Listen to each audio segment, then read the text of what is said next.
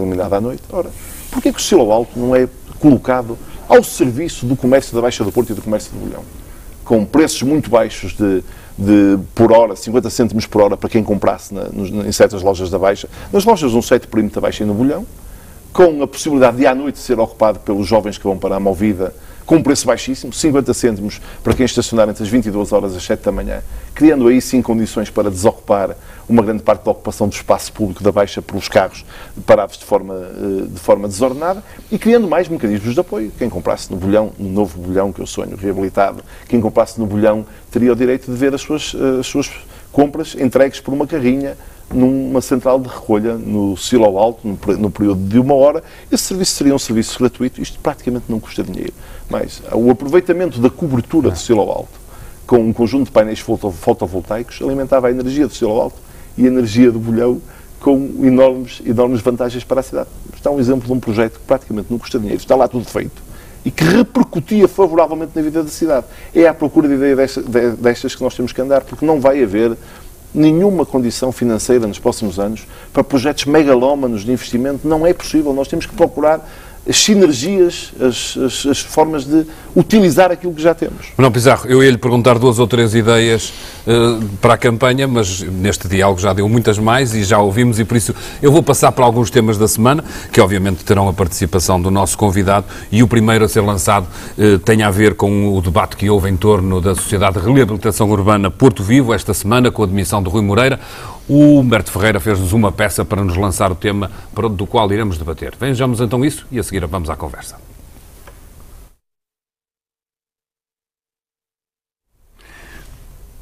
Bem, a gente não viu a peça, vamos voltar então ao nosso debate para lhe perguntar, Manel, achastes que de alguma forma esta era a única saída que restava a Rui Moreira, bater com a porta, sair perante, digamos, uma conversa de surdos que parece existir neste momento com o Presidente do IRU e com o próprio Governo? Estamos a falar de verbas que há muito tempo são devidas e que não aparecem. Eu achei porque teve imediatamente uma consequência. Se nós até aqui este assunto era debatido aqui dentro da muralha fernandina, digamos assim, portanto, dentro do Porto, esta admissão tem pelo menos um mérito de levar o deputado Manuel Pizarro e de levar, portanto, o próprio PSD a chamar o Presidente do IRU e pedir-lhe contas e pedir-lhe responsabilidades por isto. Ou seja, foi positivo porque, de facto, atingiu um limiar de absurdo e de insustentabilidade tal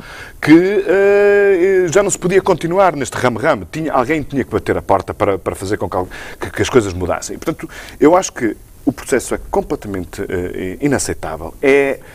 Revela uma arrogância e uma prepotência por parte do serviço público relativamente a um serviço mais da esfera municipal, mas cai parece-me que há até um certo tipo de preconceitos, de sobranceria absolutamente inaceitáveis. Muitas vezes estas coisas não há dinheiro, mas explica-se e tenta-se de alguma forma enquadrar. Neste caso, por aquilo que nós sabemos, trataram o Dr. Rui Moreira como se fosse um móvel da sala. E ele, muito bem, com toda a dignidade, bateu com a porta.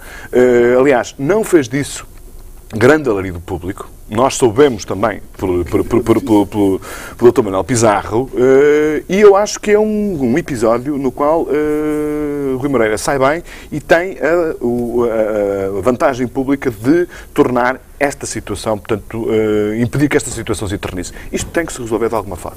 Mas achas que podemos inscrever este mau relacionamento? Estamos a falar de uma extensão do Governo também num cenário que se percebe às vezes, embora não seja explícito, de guerra entre um PSD que não gosta muito da figura do Rui Rio e que por isso lhe tenta arranjar problemas, ou estamos a falar de uma coisa maior, de falta de facto de dinheiro, de compreensão, como o Manel... Não sei se a questão tem a ver diretamente com o Rui Rio. Não há dúvida que seguramente a questão da falta de dinheiro estará em cima da mesa, mas isso pode ser uma questão conjuntural. Na verdade, a notícia que temos atualmente é que os 2,5 milhões correspondentes aos 60% dos prejuízos de 2010-2011 estão já na posse do IRU, portanto o IRU tem essa verba disponível, mas que Vítor Gaspar não terá dado o ok, o que demonstra que Vítor Gaspar ainda continua a mandar em praticamente tudo neste país, não é? Isto por um lado. Por outro lado, é evidente que há aqui uma forma de relacionamento do poder central com algumas estruturas que estão deslocalizadas, portanto, nos conselhos, etc., que é uma forma de relacionamento completamente inaceitável, não é? Quer dizer, não se trabalha assim com órgãos que dependem também de estruturas eleitas e, de facto, o Governo comporta-se como se tivesse a bola e só se joga a bola quando o Governo quer, e eu acho que isso de uma vez por todas tem que acabar. Se, na verdade, a intenção, como do meu ponto de vista é a agenda escondida, é municipalizar a Porto Vivo, portanto, transformar a Porto Vivo em algo que é mantido apenas na Câmara Municipal, eu acho que o Governo deveria colocar esse dossiê em cima da mesa, de forma aberta e transparente, e não fazer o que anda a fazer. De facto, eu acho que Rui Moreira foi bastante paciente. Eu ter-me admitido há bastante mais tempo, ele andava a dizê-lo, mas é preciso dizer também que fê-lo com uma certa dignidade, portanto, não se vitimizou, fê-lo com alguma descrição, eu acho que isto lhe fica bem, mas não tinha outro caminho que senão ao que parece, há até um pequeno detalhe, agora terá sido uma gota d'água, é um detalhe, mas os detalhes todos juntos valem alguma coisa, é que o IRU decidiu alterar o seu representante, enfim, sem dar conhecimento prévio, e este tipo de coisas não se podem fazer assim, e de facto acho que é a altura para alguém, quer o Porto, ou enfim, as entidades do Porto, quer a Assembleia da República, pôr um bocadinho de ordem nisto. Não, o que é que irão perguntar os deputados irão perguntar ao Presidente do IRU quando ele for ao Parlamento? Isso tem a ver com a Porto Vivo, com a CERU, e tem a ver com outros temas. Esse senhor tem um percurso no último ano de profunda hostilidade em relação ao Porto. Não apenas em relação ao Porto Vivo, concordo com tudo o que disseram, é tudo absolutamente inaceitável, demonstrador até de uma certa falta de sentido de Estado. Não é assim que o Estado se deve relacionar. O IRU pode até ter a opinião de que não deve haver empresas de âmbito municipal, seria um profundo erro, porque o assunto da reabilitação urbana do Porto interessa a todo o país, não interessa apenas ao Porto. Mas enfim, vamos aceitar essa posição. Tem que o colocar do ponto de vista público, com lealdade e com argumentação. Não pode fazer esta espécie de truque de secretaria do Estado a sabotar uma empresa do Estado. Isto é aqui uma coisa que não é sério e que não é leal. Vamos, evidentemente, mas há outros temas. A retirada do apoio aos projetos de recuperação dos bairros, com a recusa de manter o compromisso no âmbito do programa Pro Habita, e a miserável interrupção do programa de recuperação do bairro do Lagarteiro, quando 2/3 dos programas já estavam feitos. Quer dizer, 2/3 do bairro foi recuperado e agora o outro terço não interessa nada. O Estado português desobriga-se unilateralmente num compromisso que foi negociado e que foi assumido entre a Câmara e o Estado, e o Estado diz que não tem nada a ver com isto. Eu acho que isto é todo um comportamento que revela falta de sentido de responsabilidade e, portanto, nós o que procuramos perceber é o contorno de cada uma destas decisões e qual é a justificação técnica para elas, porque, afinal, até abril, a explicação do Sr. Presidente do IRU é que não havia dotação orçamental que permitisse honrar. E depois veio à Assembleia Geral de Abril dizer isto fica resolvido com o orçamento retificativo que foi aprovado em abril, a partir daí teremos dinheiro. Bem, então, de abril até novembro, o orçamento retificativo não teve nenhum efeito. O Sr. Presidente do IRU tem que explicar o que é que aconteceu e o que é que justifica esta planificação financeira. Porque eu devo dizer, eu aceito as dificuldades financeiras conjunturais. Eu aceitaria uma reprogramação, por exemplo, do programa do bairro do Lagarteiro, que dissesse, bem, o Estado não vai pagar em 2012, temos que dividir isto por 2012, 2013, 2014. Isso acho que é compreensível.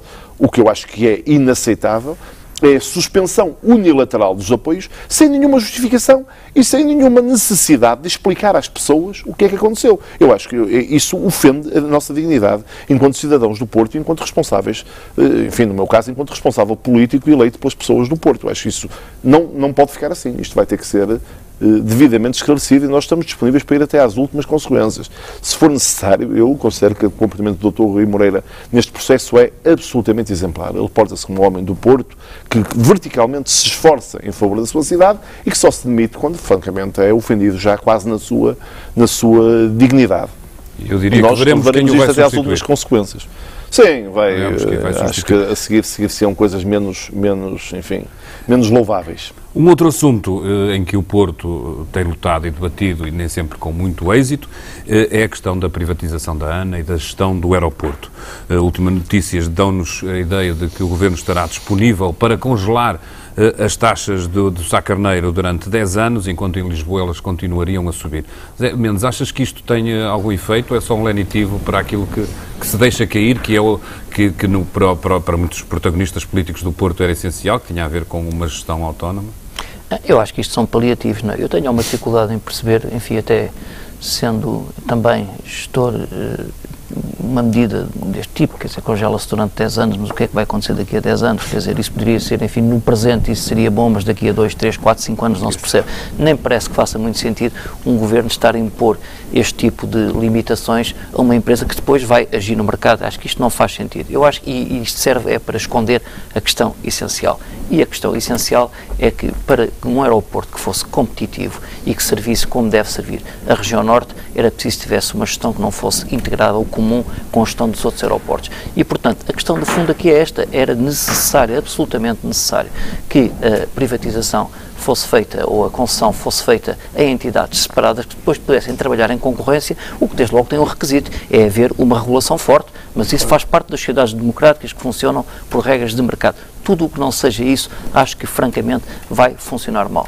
Já agora, uma pequena nota, eu acho que aqui o Porto e a região norte comete alguns erros estratégicos. Eu acho que a pressão para que as coisas tivessem sido feitas da forma que deviam ter sido e não como foram feitas, deve vir de todo o Norte e não apenas do Porto. O Porto assume isso na primeira pessoa. Muitas vezes, acho que comete um erro ao esquecer o resto do Norte e também o Norte, muitas vezes, eu sei disso, falta à chamada e também não é capaz de fazer ver ao Porto e à área metropolitana do Porto que se trata de um ativo que é importante para toda a região e todos é que devem pressionar. E, quiçá, a história podia ter sido diferente. Rui Rio veio dizer que queria ainda cláusulas para proteger o Sá Carneiro depois da compra de ano. Não, ainda é possível, e faltando até isto que eu também gostava que tu falasse um bocadinho, porque de facto o Porto fez algumas iniciativas, mas pareceu tudo muito restrito à própria área metropolitana e não foi capaz de ir buscar outros presidentes de Câmara, pelo menos foi essa a imagem que nos foi passada.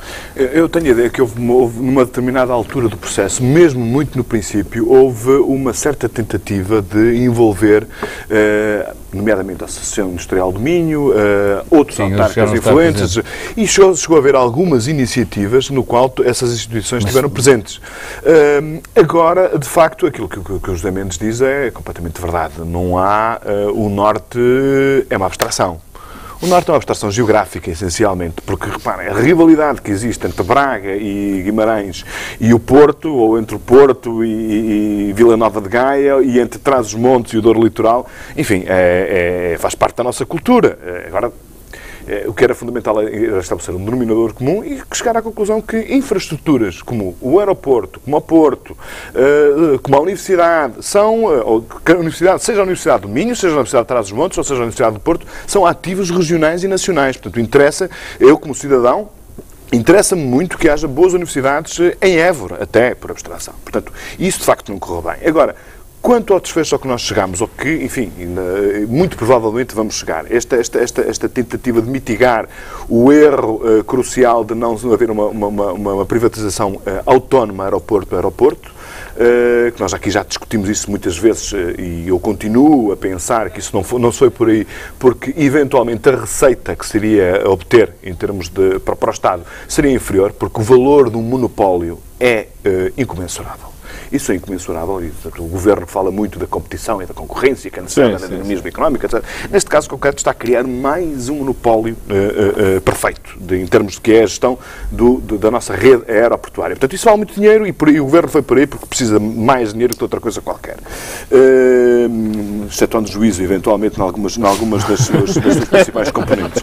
Mas, neste caso em concreto, parece-me que a pressão política, no sentido de alguma forma de mitigar os impactos. Eu, na semana passada, tinha uma ideia e deixei-a aqui, entretanto, estudei melhor o assunto e parece-me que isto pode funcionar, porque quem comprar a ANA vai comprar, uma das coisas que nos ativos compra é a concessão. E se a concessão impuser que durante 10 anos o aeroporto de Sá Carneiro não pode aumentar as suas taxas, enquanto que o aeroporto de Lisboa, as taxas podem crescer até 40%. O que isto quer dizer é que a competitividade relativa do aeroporto de Porto relativamente ao aeroporto de Lisboa se aumenta. É um pouco como aquela questão, portanto, que a Alemanha fez na última década, congelou os custos do trabalho, enquanto que todos os outros países da Europa aumentaram os custos de trabalho. A Alemanha hoje é um país extremamente competitivo e o resto da Europa não é nada competitivo. É uma relação um pouco parecida com esta. Portanto, se isto ficar consagrado e se quem ficar com a EANA assinar estiver disposto, porque depois a própria concessão é negociada, não é? Se estiver disposto a aceitar isto, que eu acho, e concordo também com o José, que diz isto é uma ingerência já demasiado excessiva naquilo que é a liberdade de gestão de quem vai pagar cerca de 2.500 milhões de euros por isto, não é? Mas se isso ficar consignado, eu acho que, não sendo tão bom como haver uma gestão autónoma, já é, pelo menos, uma forma de defender o aeroporto do Porto daquilo que é o interesse normal, a estratégia normal de uma empresa numa situação de monopólio, que é apostar no elo mais forte, portanto, e deixar desinvestir um pouco do elo mais fraco. Há aqui só para acabar aqui mais uma questão que eu acho que vai ser muito interessante. Será que as pessoas do Algarve deram conta desta cláusula?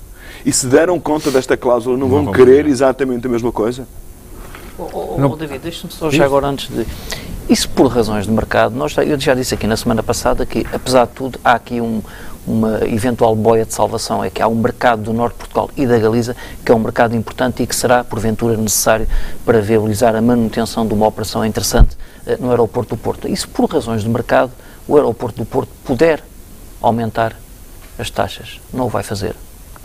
O mercado, por razões de mercado, pode fazê-lo, sem perder competitividade. O mercado é algo dinâmico, não é? Nomeadamente, se Lisboa aumentar 30%, o Porto pode querer aumentar. E num horizonte de 10 anos é completamente difícil fazer essa previsão. Quer dizer, como é que é possível impor? Eu acho, francamente, que nenhum consórcio aceitará uma cláusula dessas no caderno de encargos, no contrato, não é? A menos que tenha lá uma ou outra rota de fuga para alterações das situações de mercado. Também acho isso. Porque a subida das taxas aeroportuárias em condições de mercado favoráveis é uma arma que qualquer empresa utiliza e que a região utiliza também. Não, Pizarro, ainda vai a tempo de se aceitar a ideia que defendeu de suspender a privatização? Eu quero colocar duas questões prévias e depois avançarei para essa resposta. As questões prévias são estas. O que é que me parece particularmente estranho? Há um discurso nacional que já vinha do tempo do governo PS, inclusive do governo de que eu fiz parte, que é o discurso de que a operação aeroportuária em Sacraneira, no Porto, é deficitária, dá prejuízo à ANA. Eu não sei se isso é verdade ou se é mentira, mas acho estranho que ninguém queira mostrar as contas desagregadas dos aeroportos. Acho que há um problema de transparência aqui. Desculpem, se isso é verdade, mostrem as contas do aeroporto do Porto para nós vermos.